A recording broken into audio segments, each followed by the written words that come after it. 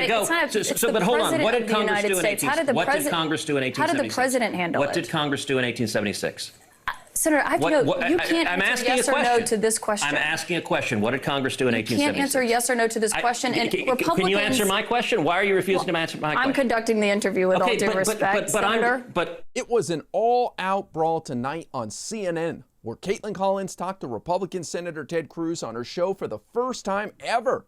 You just knew this was going to be a good one because Kaitllin has been on a rampage, taking down Republican Senators J.D. Vance and James Lankford recently on her program. And boy, did this debate live up to the hype.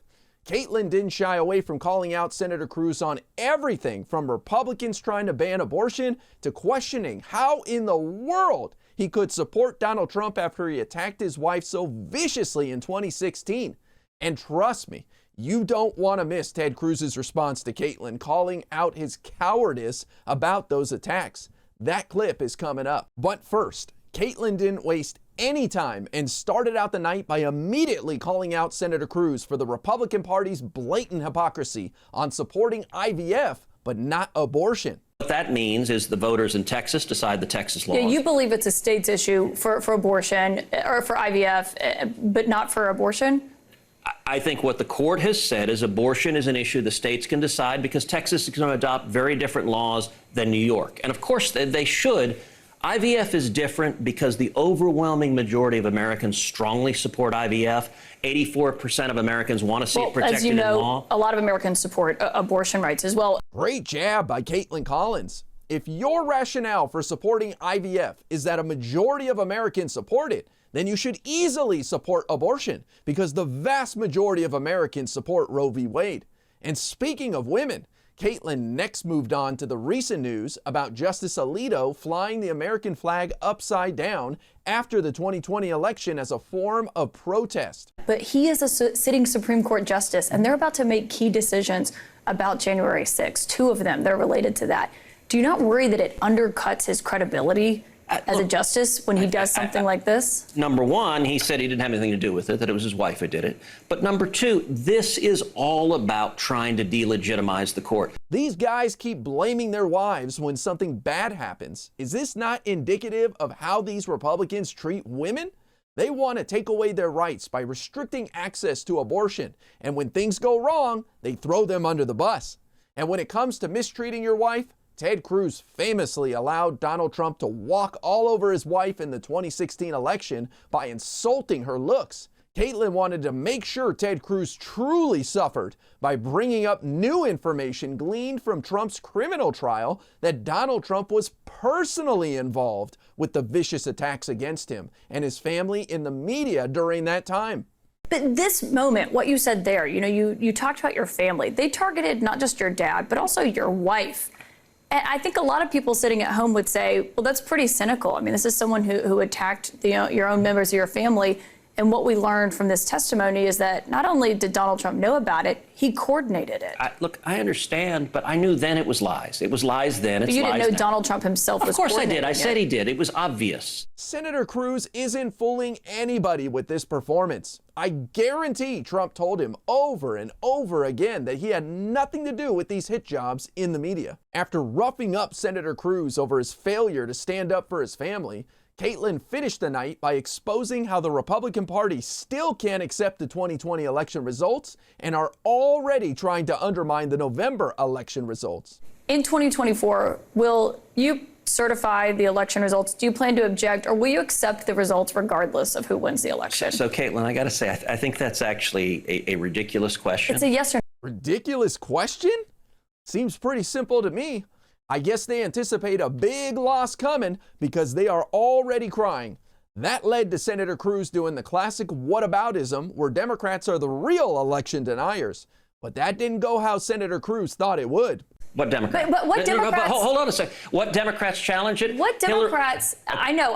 I've been down this road many times. But no Democrat. You cannot compare the two situations. We have talked about that. We've seen the audio of that when they protested on the Senate floor. Hold on a second. But has you ever had a sitting president who refused to facilitate the peaceful transition of power, refused to acknowledge that his successor won the presidency?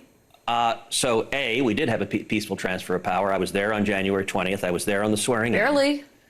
B, if you look at in 2000, Democrats went to the Senate, or 2001, Democrats went to the Senate floor and objected to George W. Bush. In 2004, they went and objected. And what did the president do? In 2016, Democrats went and objected to Donald Trump. And so. Look, and what happened in 2016? Because I remember a guy named Joe Biden was vice president, and he went to the Senate floor and certified the votes. So do you Am I wrong? Kaitllin Collins is just too good at this. She obviously preps for every talking point these Republicans can come up with. Ted Cruz thought he was going to waltz into her studio and manhandle her with his dusty talking points, but he ended up being the one getting tossed around. His next attack was about voter fraud. Watch how Kaitllin takes him apart on this one. But was there fraud in 2020? Of course there was fraud in 2020. No, there wasn't, and you still objected. You know for a fact there was zero voter fraud. Really? What's your basis for that? Show me your evidence. We've spoken with Governor Kemp. They did 3 hand recounts in the state of Georgia.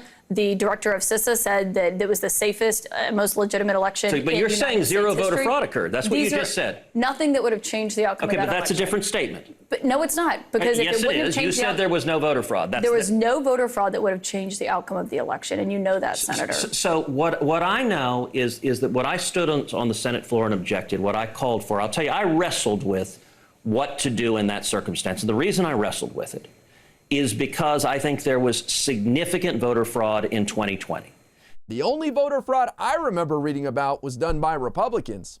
Getting frustrated, Ted Cruz went for broke by bringing up the tried and true Republican talking point that the media is the real culprit in why Trump isn't president right now. 11 senators joined me. Senator, with all due respect, after it had been thrown out of many courts, after the Attorney General Bill Barr, because there was no basis for those court cases. No, so that's actually Senator, not. With all due respect, you asked me a question. Do you want me to answer it? And you didn't answer the question. Yes, I did. Court cases were thrown out. Hold on a second. The Attorney General said there was no widespread fraud. You're not clearly answering the question. I want to thank you for that. What question am I not? I'm answering every question. I think the country would have been a lot better off with a determination of what evidence of voter fraud there was that occurred, and instead the media didn't want to hear it and insists voter fraud never occurs. You ought to go back and look at the Carter-Baker Commission. It was the Attorney General, and my question was about 2024. It was the media. It was CNN that relentlessly pushed that propaganda. And by the way, never holds. That there was no widespread fraud in the election? That voter fraud doesn't exist, and anyone who says it does is wearing a tinfoil hat. That is propaganda. And by the way, you never asked Hillary Clinton this. You never asked Stacey Abrams this. You never asked Al Gore this. With all due respect, and every one of them said the Republicans who won were illegitimate. I haven't had any of them on my show. We'll talk to them, but I don't remember. After watching Senator Cruz take L after L on her show, Kaitllin Collins decided to dog walk Senator Cruz right out of her interview. One of them said the Republicans who won were illegitimate. I haven't had any of them on my show. We'll talk to them, but I don't remember there being a president who was refusing to turn over the transition of power and facilitated it. And Trump didn't either. Joe Biden became president. My question was about 2024. You did not answer it. Let me say a final point Senator Ted for you. Cruz, You said they haven't come. Thank you very much, Senator Ted Cruz. My opponent, Colin Allred, hasn't either. He ought to come to your show. Senator Ted Cruz, no answer to that question. Thank you very much. Much more on that interview and what we touched on earlier. Of course, you heard the news story about the. Listen, if Republican senators are going to enter the octagon with a fighter like Kaitllin Collins, they need to do better than that.